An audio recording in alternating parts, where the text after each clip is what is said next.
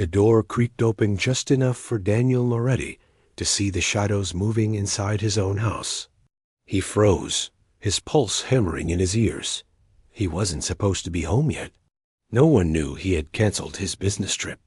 What he saw through that narrow slit of light would change everything he thought he knew about his children and about the woman who was now in the middle of their lives. Before we dive into this story, make sure to like this video, subscribe to the channel, and tell us in the comments where you're watching from. Now, let's begin. Daniel Moretti adjusted his cufflinks in front of the mirror of his penthouse bathroom, the skyline of Snow Paulo glowing through the massive windows behind him. At 45, he was a self-made CEO, owner of a tech conglomerate that dominated real estate, logistics, and smart housing. His name was known in every elite circle. Yet behind the polished surface, his eyes betrayed exhaustion. For 3 years, since the sudden death of his wife Laura, sleep had been a luxury. The clatter of something breaking downstairs yanked him out of his spiral of thoughts. He knew the sound too well. The triplets Lucas, Beatrice, and Raphael were up to something again. At just 6 years old, they had already earned a reputation among nannies and tutors across the city. Uncontrollable, manipulative, impossible. He descended the marble stairs, jaw tight, and found the latest nanny, Rosa, standing red-faced in the hallway. At her feet lay the shattered remains of a vase imported from Italy. The 3 children stood like little actors on a stage, Lucas with his arms crossed in defiance, Beatrice crying dramatically, and Raphael peeking from behind his brother with a mischievous smirk. They broke it on purpose, Rosa snapped, her voice trembling with fury. No, it fell by itself, Lucas lied boldly, his gaze steady as if daring her to prove him wrong. Daniel's presence shifted the energy instantly. Rosa turned to him with desperate eyes. Mr. Moretti, I can't do this anymore. They don't listen. They don't respect anyone. A quarter of an hour later, Rosa was gone, suitcase in hand, dignity in pieces. She was the 12th nanny to resign in 2 years. Daniel had tried everything: bonuses, contracts, promises of security, but nothing worked. Alone in his office, massaging his temples, he dialed the agency once again. The receptionist already knew his voice. Mr. Moretti, with respect, she said cautiously. Our nannies talk. Many refuse to even try anymore. Perhaps you should consider more drastic measures, boarding school, or psychiatric intervention. Daniel hung up without answering. Send his children away? Never. They were his last tie to Laura. He'd rather endure chaos than abandon them. That same morning across town, Mariana Alves zipped up her worn jacket and glanced at her daughter Clara, who was finishing breakfast at the kitchen table. At 36, Mariana worked 3 cleaning jobs to keep food on the table and ensure Clara, 16, could stay in school. Life had hardened her, but she carried herself with quiet dignity. Another mansion today, me? Clara teased, adjusting her school bag. Mariana smiled faintly. Yes, it's a new contract. Good money if I can keep it. Clara rolled her eyes. Rich people and their perfect houses. They never think about what it costs us. Don't talk like that. Honest work is nothing to be ashamed of. Mariana kissed her daughter's forehead before watching her disappear down the street. Since losing her husband in a construction accident 5 years earlier, every sacrifice had been for Clara's future. An hour later, Mariana stood before the imposing black gates of the Moretti mansion. The garden stretched endlessly, sculptures dotted the pathways, and the sleek lines of the architecture screened wealth. Joe, the longtime doorman, greeted her warmly. You must be the new cleaner. I'm Joe. Been here 10 years. Let me give you a tip: keep your distance from the kids. They can be complicated. Inside, Mariana met Carmen, the cook, a sturdy woman who had seen everything in the household. As they worked side by side in the kitchen, Carmen sighed. Poor children. lost their mother so young, and the father's always buried in meetings. The nannies never last because the kids are wild, but wild from sadness, not malice. Mariana nodded quietly, tucking away Carmen's words. The first week passed with her observing from the edges. The triplets were indeed relentless, breaking objects, yelling, refusing any instruction. But in the rare moments when they thought no one was watching, Mariana saw the cracks in their armor. Lucas's eyes burned with anger, yet carried something broken beneath.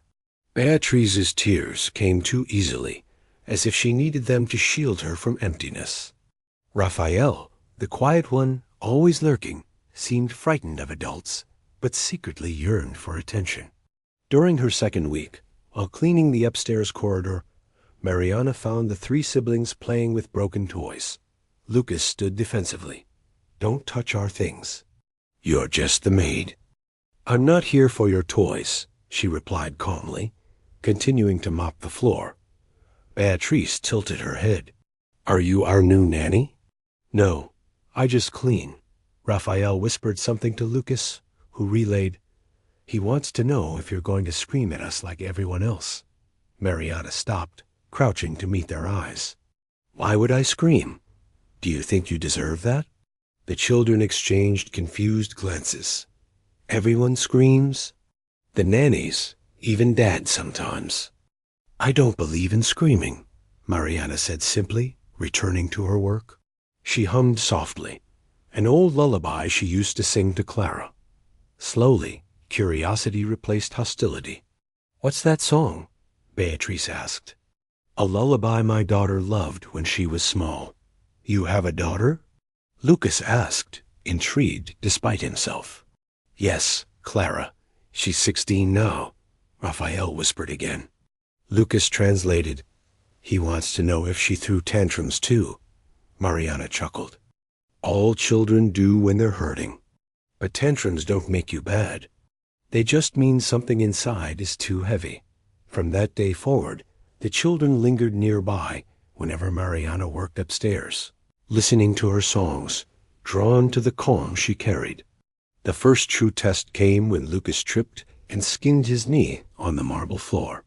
He refused Carmen's help, lashing out at anyone who approached. Mariana crouched beside him slowly. "Can I see?" He hesitated, then nodded. She cleaned the wound gently, placed a colorful bandage, and whispered, "There, now you're stronger than before."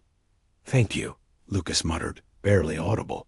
Beatrice and Raphael hovered close, curiosity softening their walls. For the first time in years, an adult's presence did not feel like punishment. But calm was short-lived. Daniel hired a new professional nanny, Helena Costa, 50 years old, with an iron reputation. She arrived like a general, laying down strict routines: breakfast at 7 sharp, study drills, silence at lunch, punishments for the smallest disobedience. On her very first day, she withheld Beatrice's entire meal because the girl refused to eat broccoli. She berated Raphael for struggling with arithmetic, calling him stupid. And when Lucas accidentally snapped a pencil, she locked him in a dark room to teach him respect. From the hallway, Mariana heard his muffled sobs. "I'm scared of the dark," he whispered when she tried the locked handle. "Don't tell her you talked to me. She'll make it worse." Mariana's chest ached, torn between her job and the instinct to protect. She said nothing, but her silence burned inside her. That night she found Beatrice weeping, whispering that Helena had threatened to give her medicine to sleep forever if she didn't stop having nightmares. Mariana soothed her with the lullaby until sleep came, anger simmering beneath her calm exterior. The breaking point arrived days later when Mariana overheard Helena on the phone, speaking about sedatives. She mentioned cough syrups with codeine, small doses to keep the brats quiet. Mariana's blood ran cold. When Helena returned from the pharmacy with a bag of bottles, Mariana intercepted her in the kitchen. "What are you planning to give those children?" Helena's face hardened. "Watch your mouth. You're just a maid." If you spread lies, I'll tell Mr. Moretti you were the one who suggested it. Do what you want to me, Mariana answered firmly. But I won't let you harm them. The children, overhearing, rushed in. Lucas stood in front of Mariana. She's right. You locked me in the dark. You said you'd poison us. Beatrice sobbed, echoing his words. Even Raphael, normally silent, cried out. We want Mariana, not you. Helena's mask cracked. Spoiled brats, she spat. Wait until your father hears what you've become. And that was when Daniel walked in. He had returned early for forgotten documents and caught the final exchange. For a moment, silence reigned as he absorbed the sight of his children defending the maid. He had never seen them united for anything, much less against an adult. What is happening here? His voice was sharp. Helena straightened instantly. Mr. Moretti, thank goodness. This woman is undermining me, turning your children against me. Daniel cut her off. Enough. Mariana, is this true? Mariana's heart pounded. I only questioned her about giving the children medicine without a prescription. Daniel's gaze darkened. Medicine? Lucas stepped forward, trembling but resolute. She said she would make us sleep forever. Like Mom. The word struck him like a knife. Lavra, the accident. The pain that still haunted them all. Without a word, Daniel marched Helena to his office and pulled up the security footage. What he saw drained the color from his face. Hours of recordings showing verbal abuse, punishments, humiliation, the locking of Lucas in darkness. And in stark contrast, Mariana comforting, protecting, singing. Get out of my house, he ordered Helena, his voice low and dangerous. Now, or I call the police. 20 minutes later, she was gone, spewing threats to herself. When Daniel returned to the kitchen, the scene melted his defenses. His children sat around the table with Mariana, drawing, laughing, softer than he had ever seen them. Sophia no Beatriz had drawn a family portrait. Herself, Lucas, Raphael, her father, and Mariana holding hands. For the first time in years, Daniel's throat closed with emotion. Mariana, he said once the children ran off to play, I owe you more than thanks. You saved them, and I need you to stay not as a cleaner, but as their nanny. I'll pay you 10 times what you earn now. Mariana's shock was palpable. Mr. Moretti, I'm not trained. I never studied childcare. You have something no diploma can teach, Daniel insisted. My children love you. They trust you. And I saw the proof with my own eyes. From the doorway, the triplets listened with wide eyes. Will you stay? Lucas asked. Forever? Beatrice added. Raphael only nodded, hope shining in his gaze. Mariana swallowed hard. I need to speak with my daughter first. That night, Mariana returned home to her modest apartment with her thoughts in turmoil. Clara sat at the kitchen table, surrounded by textbooks, her brow furrowed in concentration. How was work today, me? She asked, without looking up. Mariana hesitated, then sat down. Clara, something important happened. Mr. Moretti offered me a position as the children's nanny. Not just cleaning, he wants me to take care of them full-time. The pay is... It's more than I ever imagined. Clara lifted her gaze slowly. So you'll spend all your time with his rich kids now? Mariana flinched at the bitterness in her tone. It's not like that. This money would change our lives. You could take a prep course, maybe even study abroad one day. I could quit all the other jobs and actually have evenings with you. But you'll be with them all day. You'll get attached, and they'll get attached to you. And I'll be here, alone. Clara's voice cracked, betraying the insecurity beneath her anger. Mariana reached for her daughter's hand. No one could ever replace you. You're my reason for everything. But those children, they're broken. They need someone to see them, to love them. And I think maybe I'm supposed to help them. Clara pulled her hand away, her eyes shining with unshed tears. "You're supposed to be my mother, not theirs." With that, she stormed off to her room, slamming the door. Mariana lay awake most of the night, torn between opportunity and loyalty. By morning, her decision crystallized. She called Daniel. "I'll accept the position," she said, her voice steady, "but under conditions. I must be home every night, weekends off, and Clara must meet your children." "I won't hide her from this," Daniel agreed without hesitation. "Whatever you need." "Mariana, you're giving me back my children." "I'll do anything to make it work." The news did not sit well with everyone. Daniel's sister, Veronica Moretti, a polished psychologist with her own clinic, was outraged when she heard. "Daniel, have you lost your mind?" she scolded during a call. "Hiring a maid without training to raise your children? What would Lavra think if she were alive?" "Don't use Lavra against me," Daniel snapped. "Veronica, those children smiled for the first time in years because of Mariana. You've seen no one else succeed. Why can't you accept that?" "Because you're blinded by gratitude. You're confusing a temporary solution with what's best for them. You're risking their future and your reputation." When he hung up, Veronica's face hardened. She was convinced her brother was spiraling, and she would not sit by idly. Within days, whispers spread through Daniel's social circle. At charity dinners and corporate luncheons, Veronica's voice could be heard. "Did you know Daniel hired his cleaning lady as a nanny? Poor man never recovered from Laura's death. He's unraveling." Clients raised eyebrows. Partners questioned his judgment.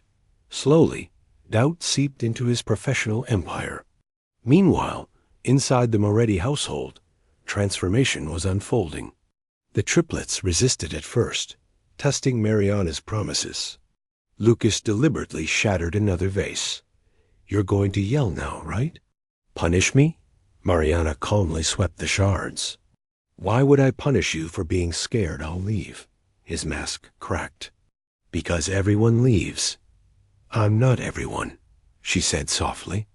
"I choose to be here. And I love you three, even when you make mistakes." Beatrice, who had been eavesdropping, whispered, "You love us?" "Yes," Mariana answered simply. "Very much." For the first time since Laura's death, all three children threw their arms around an adult and held on as if afraid she might vanish. From then on, their routines shifted. Breakfast became storytelling time. Afternoons were filled with games in the garden. Mariana introduced chores disguised as play-folding laundry races, cooking simple meals together. Bedtime meant lullabies and whispered secrets instead of threats. Daniel noticed. He started coming home earlier, lingering at doorways to watch. The sound of laughter filled halls that had once echoed only with arguments. Slowly, the shadows of grief lifted. But outside those walls, pressure mounted. Veronica escalated her campaign. She hired a private investigator to dig into Mariana's past, searching for any flaw to expose. She found none beyond the poverty and the tragedy of her husband's death. Still, Veronica twisted the story. She's unstable. Trauma survivor. Hardly fit for children. Rumors snowballed. Investors grew wary. Daniel's board demanded explanations. One evening, Daniel confronted Veronica face-to-face at a family gathering. "Enough," he said coldly. "I know you've been spreading lies. Mariana saved my children when all your degrees and theories failed. If you can't respect that, stay out of our lives." "You're making a mistake, Daniel," she warned. "A dangerous one, maybe, but for the first time in years, my children laugh again. That's a risk I'll take." Days turned into weeks. Trust deepened. Mariana's daughter Clara eventually visited the mansion. At first, she stood stiffly, arms crossed, glaring at the opulence. But Beatrice tugged her hand shyly. "Come play with us?" Clara hesitated, then allowed herself to be pulled into a game of drawing. Within an hour, Laughter spilled from her lips, too. Watching from the doorway, Mariana felt relief wash over her. Her worlds were colliding, and maybe, just maybe, they could coexist. But Veronica wasn't done. Late one evening, Daniel returned unexpectedly to retrieve a file. As he stepped inside, he paused at the sound of hushed voices. He approached the living room quietly. Through the crack of the door, he saw something that froze him. Mariana and his children huddled together, whispering a secret game, their faces glowing with joy. For a moment, jealousy flickered. He realized his children trusted her more than him. But then guilt struck harder. He had been absent, drowning in work, hiding from grief. The next morning, Daniel gathered courage.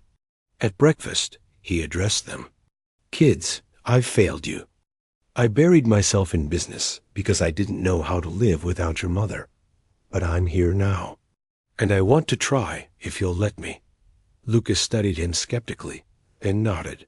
Beatrice smiled timidly. Raphael whispered, "Stay." Tears burned Daniel's eyes. "I will, always." That fragile reconciliation might have been enough, if not for Veronica's final move. She stormed into the mansion uninvited one afternoon, flanked by a lawyer. "Daniel, you're unfit. Rumors are everywhere. Investors want stability. If you insist on keeping this woman, I'll petition for custody of the children myself." Daniel's fury erupted. "Over my dead body. You'll never take them from me." The lawyer placed documents on the table, preliminary filings, accusations of negligence, claims that Mariana posed a danger. For a moment, silence weighed heavy. Then, unexpectedly, Lucas stepped forward. His small voice cut through the tension. "Aunt Veronica, you're the danger. Not her. You don't know us." "She does," Beatrice chimed in. "She sings to me when I'm scared." Raphael, trembling but brave, added, "She saved us." Veronica faltered, unprepared for their defiance. Daniel seized the moment. "You heard them. They've spoken. Leave." The lawyer packed up quickly, sensing the futility. Veronica's glare promised she wasn't finished, but her power was slipping. In the weeks that followed, the storm slowly passed. Investors calmed after Daniel presented strong quarterly numbers. Clients stayed. Rumors faded as the Moretti name proved unshaken. Inside the mansion, bonds only grew stronger. One evening, Daniel found himself again at the doorway of the playroom. Mariana sat cross-legged with the children, molding figures out of colorful clay. Beatrice crafted a little house. Lucas made a superhero. Raphael shyly molded a heart. Daniel's throat tightened.